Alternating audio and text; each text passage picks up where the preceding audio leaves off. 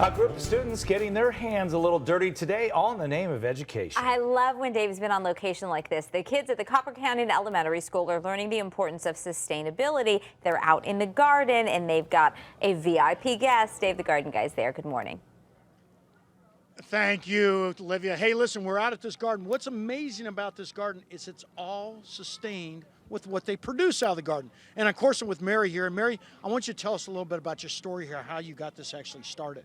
So last year it was brought to our attention from the community and the teachers here that they were interested in an outdoor weather center. So once the weather center was brought, then the PTO got together and approved $8,500 to come out to build the weather center.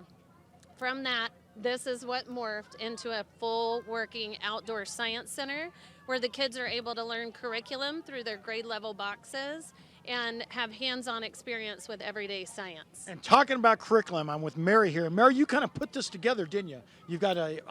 Edie, you kind of put this together. You've got a kind of a curriculum that you actually follow. You're an engineer, and you're kind of modeling this curriculum around something that can actually utilize later on in life with all these kids. Is that right?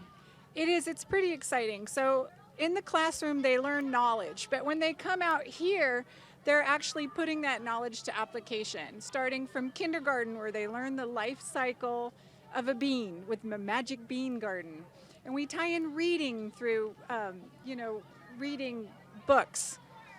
And first grade grows a vegetable soup garden where they learn all of the different varieties of plants and how a plant grows. And then second grade does Eat a Rainbow Garden. And so we tie in the curriculum. Second grade looks at critters. They look at friend or foe critters and insects. So we tie in their classroom curriculum and then take that curriculum and apply it. So. Well, and you can take a look at it. It speaks for itself. In fact, we talked about this curriculum. We talk about the different types of microfauna and all the different types of critters you talk about. Those are all the things that actually take place in the soil itself. So it's kind of a soils class, gardening class, science class. It's all the above. But just a big earth science class that you've got going on here. You've got some kids working in these gardens right in here. Now, these are part of your gardens you were telling me earlier that you actually produced for Thanksgiving dinners. Is that right? We do.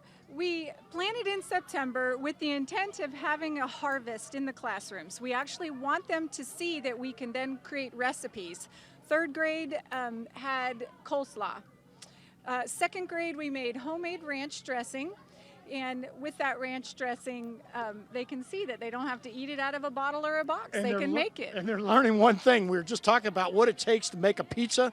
She estimated, Scott and Olivia, 10,000 people takes to make one pizza. Wow. In fact, they did a little science Really? project over here. Amazing, isn't it? So it kind of gives the kids a real good idea. When we get back, we're going to talk a little bit about how they actually keep this funding up. So it's going to become what we call that self-sustainable garden. So we'll be back in about 20 or 30 minutes. Hey, Dave, Thanks, Dave. I was thinking you ought to produce your own garden guy gloves for kids and hand them out wherever you go. Tiny size You know what? yellow I was gloves. thinking that. Have them look dirty I'm and about used, due but for of some course new they're gloves. brand new.